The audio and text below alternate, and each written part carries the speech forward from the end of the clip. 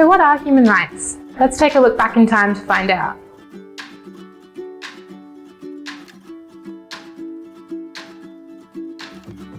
Every community throughout history has created their own set of rights and responsibilities for their citizens. These rules and laws were the basis for building a peaceful and productive society. However, not all citizens were treated equally. People in positions of power had more rights over land and other resources, as well as a voice in the decision-making of the communities in which they lived. After the devastation of World War II, many countries in the international community came together in a peace-building activity and formed the United Nations. Their charter outlined a commitment to maintaining international peace and security and developing and maintaining friendly relations among nations to promote social progress, better living standards, and human rights. Human rights reflect basic human needs and the standards for living and experiencing freedom, justice, dignity, respect, and equality. The Universal Declaration of Human Rights was written and adopted by the countries of the United Nations in 1948 and contains 30 articles. Human rights are universal, interrelated, and inalienable. Let's take a look at what that means. Human rights are universal. This means that all humans have the same sets of rights that should be upheld regardless of race, ethnic background, colour, sex, gender identity, sexual orientation, marital status, age, disability, language, religion, political association, national or social origin. Human rights are interrelated. All 30 articles of the human rights are interconnected and cannot be seen individually without considering the other rights. No one right is more important than any of the others. Human rights are inalienable. A person cannot lose their human rights because these rights are linked to being human and cannot be separated. There are some situations where society may restrict one person's human rights, but not all of them. We see an example of this in the justice arena.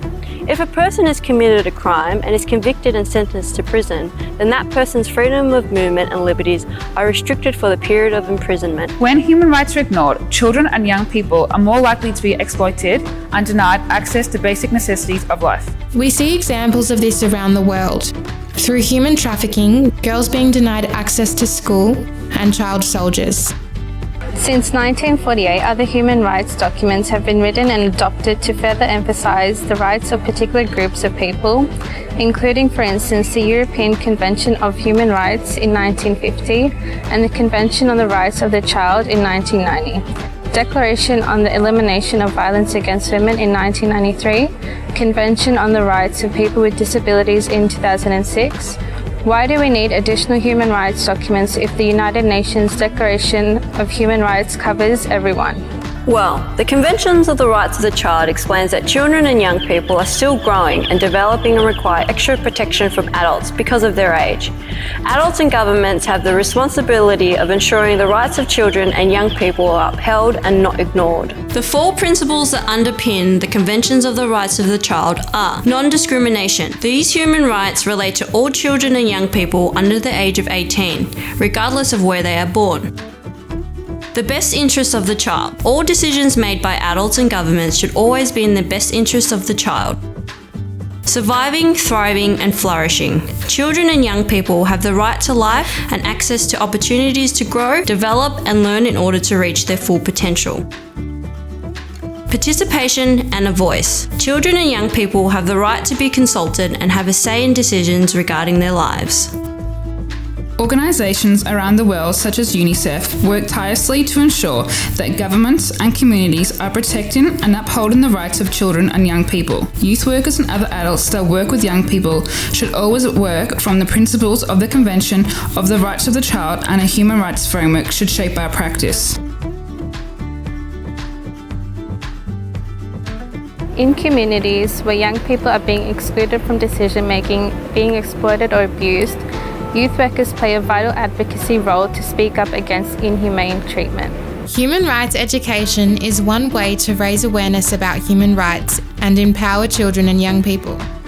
How can people defend and uphold human rights if they have not been taught? Teaching human rights inside the classroom and outside in community settings, children and young people are able to acknowledge the benefits that diversity brings to their lives. Educational activities also assist children and young people to realise their own cultural biases, understanding concepts of tolerance and discrimination, as well as learning how to stand up and speak out against injustice and discrimination.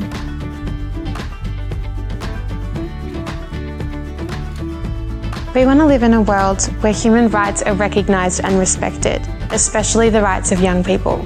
We want to live in a society where young people understand their rights and responsibilities and are able to recognise if they're not being respected.